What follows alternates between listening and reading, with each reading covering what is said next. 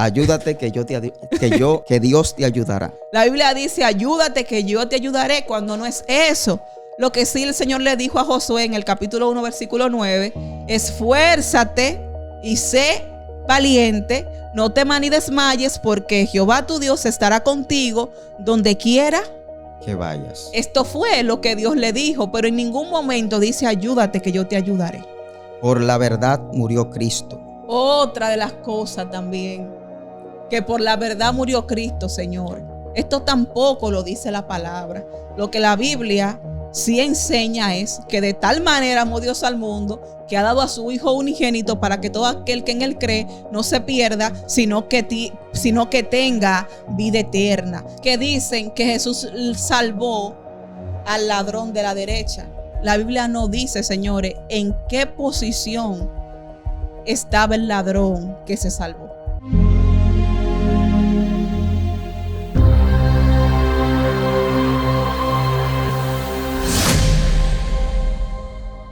Dios bendiga a cada hermano, amigo que nos sintoniza por este medio. Soy su hermano y evangelista. Bienvenido, Kerry. Una vez más aquí para nosotros es un privilegio de parte del Señor. Hoy te traemos un tema que sabemos que va a ser edificante y entretenido para ti. Estoy al conjunto de mi amada esposa, la conferencista maestra Antonelia Luna. Amén. Dios le bendiga, queridos hermanos. Un placer poder bendecirles en este día. Amén. Amada, el tema que vamos a tratar hoy son frases que no están en la Biblia. Amén. Amén. Vamos a iniciar. Amén. Este tema es muy importante porque muchas veces nosotros tenemos complejo, o la mayoría de los hermanos tenemos complejo del oro.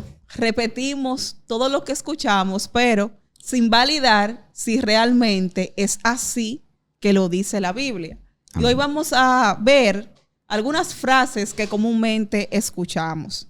La primera es que Noé puso, señores, una pareja de cada animal en el arca. Y esto no es así. Esto no es cierto. Lo que la Biblia dice es lo contrario. Dice la palabra en Génesis capítulo 7, versículo 2 al 3, que de todo animal limpio, Dios le dijo, tomará 7 parejas, macho y hembra.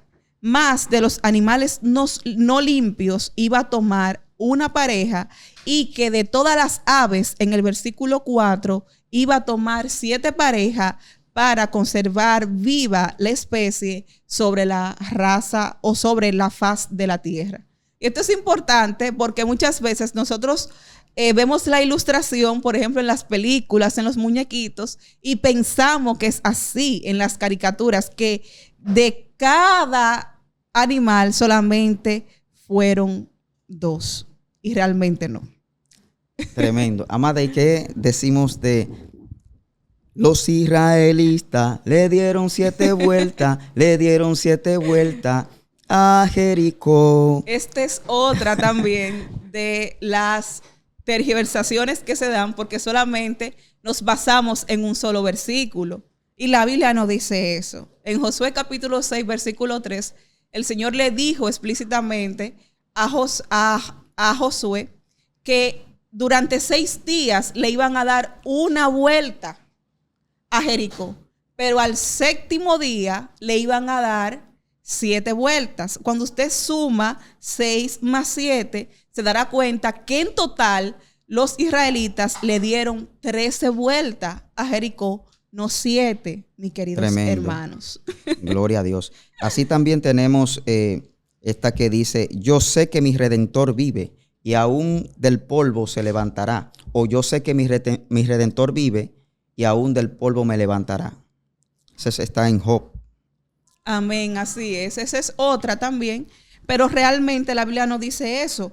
La palabra del Señor establece, dice Job 19:25, yo sé que mi Redentor vive y al fin se levantará sobre el polvo. Da una connotación distinta de lo que realmente nosotros muchas veces escuchamos.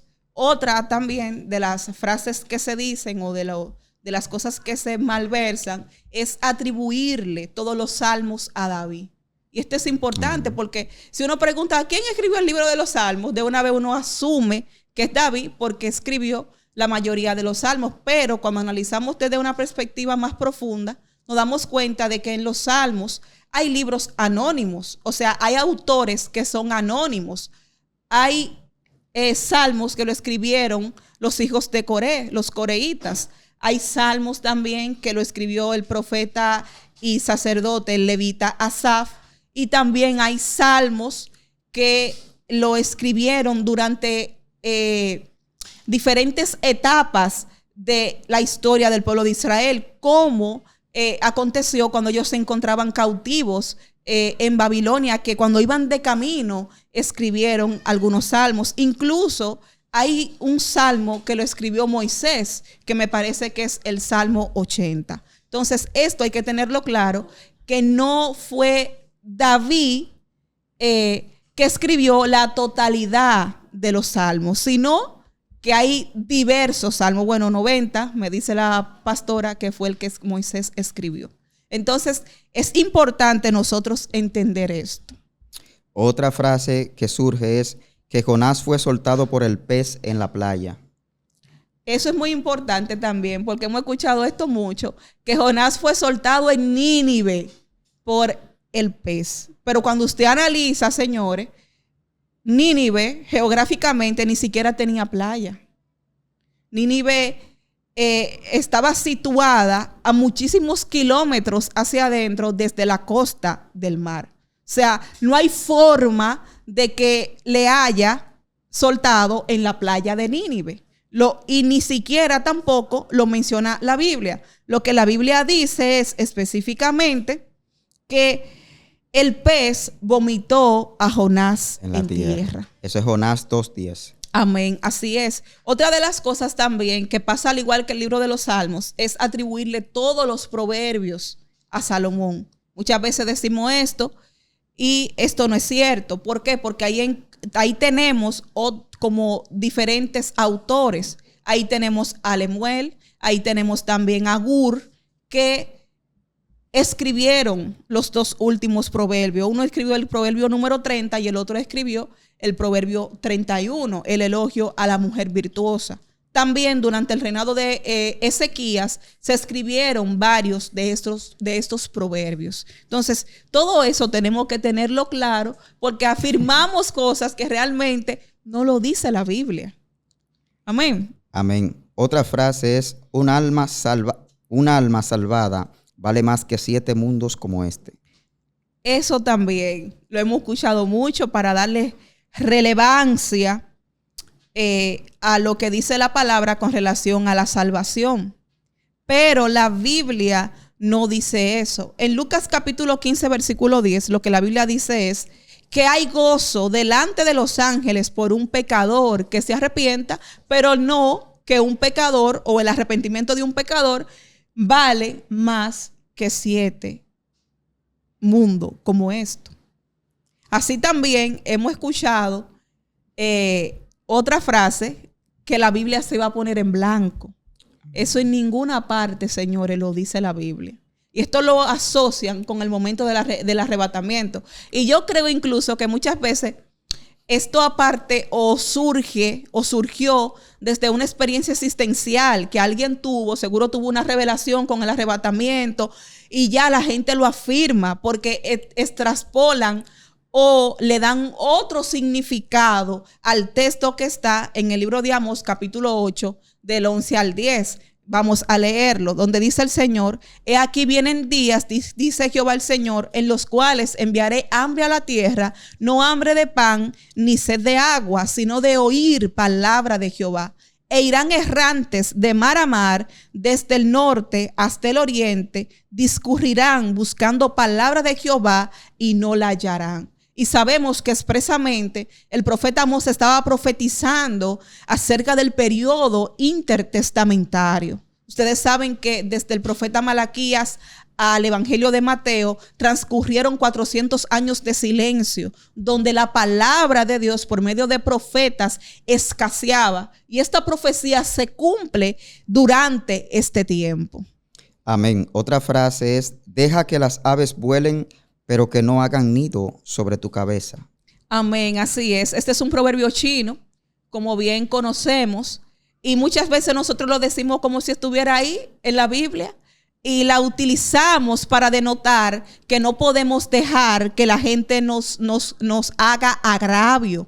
Pero realmente lo que la Biblia sí dice es que si el impío nos quiere engañar, que no se lo consintamos en el libro de Proverbios. Esto es lo que dice. Si el impío te quiere engañar, no se lo consientan. También he escuchado que hablan acerca de los pensamientos. Dicen que deja que los pensamientos vuelen, pero que no hagan nido sobre tu cabeza, dando una connotación de que debemos de cuidar nuestra mente. Y realmente lo que la Biblia dice también en Romanos capítulo 12 es que nosotros debemos de transformarnos por medio del entendimiento, mis queridos hermanos, de la palabra. Pero no digan eso, que eso realmente no está en la Biblia, señores, por Dios. Esta es famosa. Ayúdate que Dios te ayudará.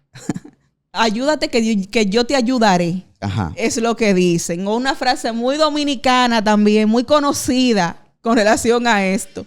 La Biblia dice, ayúdate que yo te ayudaré, cuando no es eso. Lo que sí el Señor le dijo a Josué en el capítulo 1, versículo 9, esfuérzate y sé valiente, no temas ni desmayes, porque Jehová tu Dios estará contigo donde quiera que vayas. Esto fue lo que Dios le dijo, pero en ningún momento dice, ayúdate que yo te ayudaré. Si la Biblia nos manda a esforzarnos. Amén. Amén. Marta, quita la piedra. Otra muy famosa, señores, por no detenerse ni respetar tampoco la gramática bíblica. Las comas están ahí para respetarse y para indicar una pausa. Los puntos están ahí para indicar un final o un cambio de idea. Pero no, muchas veces leemos, nos comemos las comas, nos comemos los puntos y ahí está el problema de la tergiversación de las escrituras. Señores, Marta no tenía la capacidad para ella poder mover esa piedra. Esa piedra pesaba muchísimas toneladas. Y nótese cómo expresamente es que Jesús dice, quitad la piedra. Amén. Él dice, Marta, coma, porque ella estaba ahí presente, pero dice, quitad la piedra, pero no era Marta precisamente que se estaba refiriendo. Amén. Amén. Otra frase conocida es que Pablo se cayó del caballo. Muy conocida también. Muchas veces cuando se está predicando se dice eso, que Pablo iba camino hacia Damasco y que se cayó del caballo. Pero en ningún momento, señores, la Biblia dice que Pablo andaba montado en ningún caballo, de por Dios. La gente inventa demasiado. Lo que sí dice la Biblia es que Pablo cayó a tierra, pero no dice que estaba montado en ningún caballo cuando el Señor Jesucristo se le apareció. Y esto es común también escucharlo. Amén. Amén. Otra frase es, el evangelio será predicado por testimonio. Muy terrible esta, porque esta sí la escuchamos, señores. Que el evangelio será predicado por testimonio. Todo el que quiere contar algo, lo primero es que acude a esta frase, que el evangelio será predicado por testimonio. Y no es eso que dice la Biblia. La Biblia dice expresamente en Mateo capítulo 24, versículo 14, y será predicado este evangelio del reino en todo el mundo para testimonio a todas las naciones, y entonces vendrá el fin. No es lo mismo usted predicar por testimonio que el evangelio ser predicado para testimonio. Amén. Amén. Es una tergiversación. Que las vírgenes insensatas no tienen aceite. Esa es otra también de las cosas que escuchamos cuando se va a interpretar la parábola de las 10 vírgenes de Mateo capítulo 25. Señores, la Biblia no dice que ellas no tenían aceite. Lo que sí dice la Biblia es que ellas no tomaron consigo aceite, dando a entender que ellas tenían aceite en la lámpara, pero no tenían aceite extra para ellas poder caminar en el trayecto hacia el esposo, y por eso sus lámparas se estaban apagando, o en pocas palabras, que le quedaba poco aceite, es que dice la Biblia. Y muchas veces, tratando de ilustrar esto, escuchamos que lo dicen de esta forma. Dicen, no, porque las 5 insensatas no tenían aceite, dando a entender la condición espiritual. Pero ahí estamos realmente tergiversando lo que dice la palabra. Amén. Amén. Por la verdad murió Cristo. Otra de las cosas también. que por la verdad murió Cristo, señores. Esto tampoco lo dice la palabra. Lo que la Biblia sí enseña es que de tal manera amó Dios al mundo que ha dado a su Hijo unigénito para que todo aquel que en él cree no se pierda, sino que tenga vida eterna. La palabra no expresa esto. Dice la palabra que el Hijo del Hombre vino para buscar y salvar aquello que se había perdido. O sea que Él vino realmente a morir por nuestros pecados y también para que nosotros podamos recibir aquella vida eterna. Esto sí dice la palabra, pero no fue por ninguna verdad que Jesucristo murió. Jesucristo murió por ti, Jesucristo murió por mí, para que nosotros podamos heredar la corona de la vida. Amén. Amén. Estrella en la corona por cada alma que ganemos para Cristo. Esta es otra de las cosas. También imagínese usted qué va a pasar con esa gente que se ganan 2 millones de personas en una cruzada. Dígame usted. La cantidad de corona. La corona, oiga, la cantidad de estrellas que van a tener en la corona. Yo creo que no le va a caber ni en la cabeza ni siquiera. Porque es terrible lo que la gente inventa. Que cada alma que se arrepiente dedique una estrella para tu corona. Y yo creo que eso lo hacen tratando de incentivar a que el evangelista prediquen y poniendo la vista en los galardones. Porque si eso dice la palabra, que nosotros vamos a recibir galardones en el reino de los cielos. Y habla la palabra de varias coronas. Creo que son como 5 coronas. Sí. Habla de la corona de justicia, habla de la corona de la vida. Habla también de la salvación. De la corona de la salvación. Y no me acuerdo, pero son como 4 o 5 coronas diferentes que habla la palabra. Pero no habla de eso, señores. No habla de ninguna estrella. Amén. Entonces hay que tenerlo claro esto. Porque la Biblia no dice eso por ninguna parte. Usted no va a encontrar eso en ninguna parte de la Biblia. Otra también, amado, que se nos estaba pasando y que es muy importante mencionar, es cuando decimos que el cristiano que no tiene prueba, que se revise. ¿Ustedes no han escuchado eso?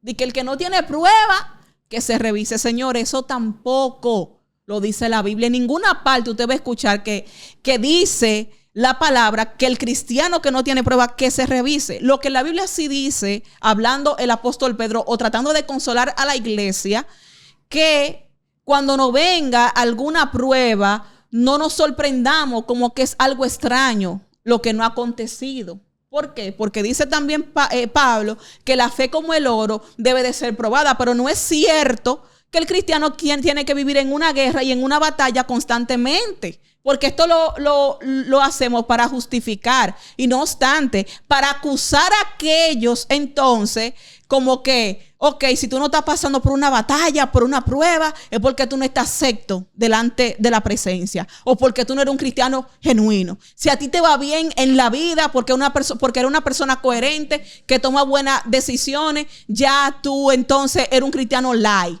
Y esto no es así, mis queridos hermanos. La Biblia no dice eso. Claro que sí, nuestra fe va a ser probada, vamos a ser sacudidos en momentos determinados. Las adversidades de la vida se van a presentar porque Cristo dijo eso, que en el mundo vamos a tener aflicción. Pero realmente la Biblia no dice eso. Dice que el que no tiene prueba que se revise. Jesús fue crucificado en el monte Calvario. Ay, Dios mío, no me diga eso. Hasta el himno, en el monte Calvario. Señores, eso no lo dice la Biblia. Dice la palabra que Jesús fue crucificado ¿dónde? En el Gólgota. Y eso traducido es el lugar de la carabela. Pero no se llama monte Calvario. La palabra Calvario viene de una traducción del latín de la palabra Calvari. Y significa realmente al sufrimiento que Jesucristo experimentó. Pero el monte, el Gólgota, no se llamaba monte Calvario. Entonces, esa parte hay que tenerla clara también. Amén. En Mateos capítulo 27, versículo 33 dice: y cuando llegaron a un lugar llamado Gólgota, que significa lugar de la calavera.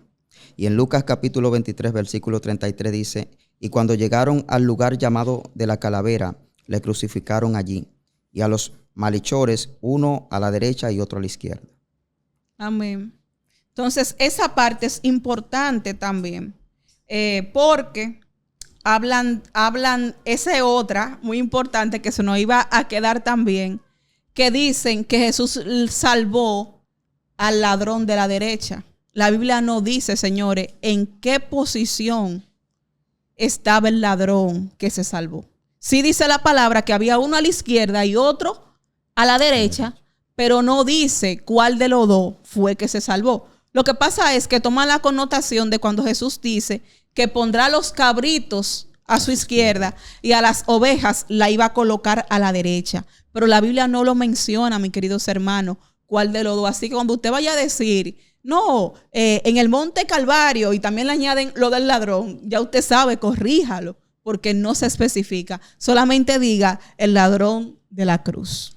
Amén. Amén. A lo suyo vino y los suyos no les recibieron. Esto es un punto importante aquí, porque muchas veces repetimos eso sin darles el sentido correcto. La Biblia no dice a los suyos con ese vino. La Biblia dice a los suyos vino y los suyos no les refirieron. Nótese que aquí hay dos palabras, como si dijera, vino a cumplir con su misión, ¿verdad? Porque a lo suyo, a lo perteneciente a él vino, entonces los suyos, o sea, el pueblo, la humanidad completa, no les recibió. Y esto tiene una connotación importante, porque sabemos esto, que Israel, dice la palabra, que recibió endurecimiento en parte. Dice el apóstol Pablo en Romanos capítulo 11, creo que es, o el capítulo 9, habla del endurecimiento de Israel. Pero si usted se fija, todos los discípulos, ¿de dónde eran? Eran judíos. Sí. La iglesia nació en Jerusalén, aunque luego observamos incluso cómo se divorcia de lo que es el judaísmo completamente, porque el Señor no vino a afirmar el judaísmo, sino que vino a instaurar su iglesia, como también lo denotó el Señor Jesús en Mateo capítulo 16. Le anunció a Pedro que iba a anunciar una obra futura, diciéndole, y yo te digo que tú eres Pedro, y sobre esta roca edificaré mi iglesia. Nótese que el verbo ahí está en un presente, perdón, en una conjunción futurista, porque dice edificaré, denotando el tiempo futuro que iba a pasar. Entonces, esa parte tenemos que tenerla clara, de que es verdad que vino y el pueblo lo rechazó, porque también habla de la humanidad entera, el contexto de Juan, pero no dice que a los suyos, sino que dice a los suyos vino y los suyos no les recibieron. Esta es también otra de las partes que hay que tenerla clara. Amén. Amén. Por último, tenemos la frase, Jacob tuvo que esperar 14 años para obtener a Raquel. Amén. Miren, mis queridos hermanos, esta es otra cosa también, que eso es importante. Los famosos 14 años de Jacob para que le entregaran a Raquel. Y para esto vamos a emplear varios versículos y hay que hacer básicamente una tesis. Porque la primera vez hace ya, creo que más de 8 años o 9 años que me dijeron, pero mira, la Biblia no dice en ningún momento que Jacob tuvo que esperar 14 años para recibir a Raquel. Fue mi compadre Carlito. Un saludo muy especial para él y para su esposa. Amén. Yo dije, pero ya es herejía, básicamente, que me está diciendo, ¿cómo es posible? Si eso, pero realmente yo no me había dedicado a escuchar esto, o sea, ni a estudiarlo como lo dice la palabra. Amén. Y lo primero que tenemos que establecer es una cronología. Jacob duró en la casa de Labán expresamente 20 años, señores. Duró Jacob. Y si usted se fija, después de 7 años es que él se casa con Lea, erróneamente pensando que era Raquel. Pero luego Labán le dice ahí en ese texto, le dice, cumple la semana de esta para que se te dé la otra, porque en este lugar, esa forma que se hace, no podía casarse la menor primero, sin haberse casado la mayor.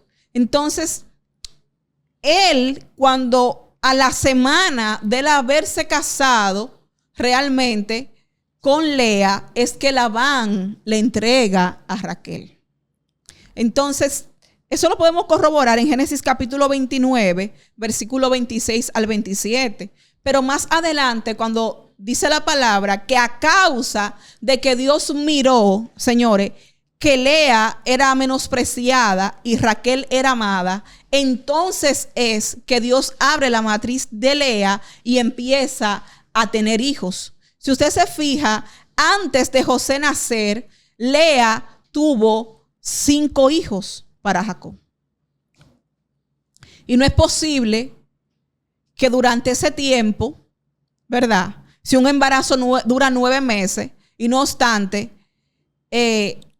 sí, precisamente, Lea dura un tiempo para parir, porque también así lo testifica la palabra, no es posible que en tan poco tiempo ella haya tenido todos los hijos. Y no solamente eso, sino también las concubinas, tanto Bilha como Filpa, le dieron hijos también a Jacob. Es Amén. imposible que en 7 años haya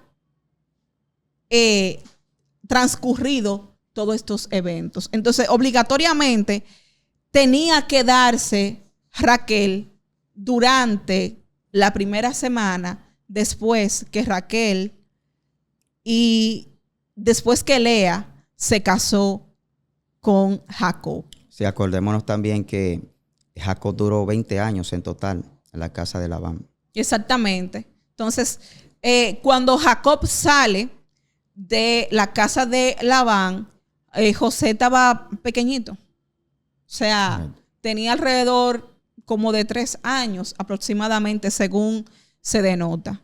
Así que ya usted sabe, mi querido hermano, no diga por favor que a los 14 años fue que le dieron a Raquel a Jacob.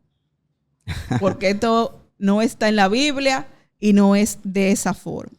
Y todas estas son frases que realmente nosotros tenemos que mejorar. Es necesario que nosotros le pongamos más atención a la palabra, porque son muchas, solamente enumeramos 20, pero hay un sinnúmero de frases que nosotros decimos que realmente no es de esa forma que lo dice la palabra. Y hay que respetar mucho lo que son los tiempos gramaticales en la Biblia. Hay que tratar de respetar también las comas, los signos de puntuación, para que no le quitemos el sentido de lo que realmente quiere decir la palabra. Las S también, por favor, no la comamos, porque en el caso de cuando dice de lo suyo y los suyos, le añadimos una S donde no va. Amén. Entonces, todo esto nos llama a nosotros a atender a lo que dice la palabra, para que no estemos como los loros repitiendo lo que otro dice. Es necesario que nos enfoquemos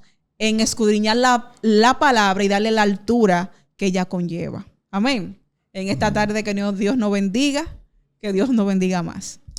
Amén. Gloria a Dios. Esperemos que haya sido de grande bendición para cada uno de ustedes esta enseñanza de cómo cuidarnos, porque sabemos que para tener una correcta interpretación bíblica tenemos que guardar los preceptos de la palabra y así no irnos a confusión. Queremos también mandar un saludo de despedida a allá esa gente de Guatemala, gente de El Salvador, ¿verdad? Gente de Ecuador, en Estados Unidos, España, México, Venezuela, Colombia, que nos dan seguimiento, allá en Argentina también. Un saludo especial para cada uno de ustedes. Amén. Dios bendiga más.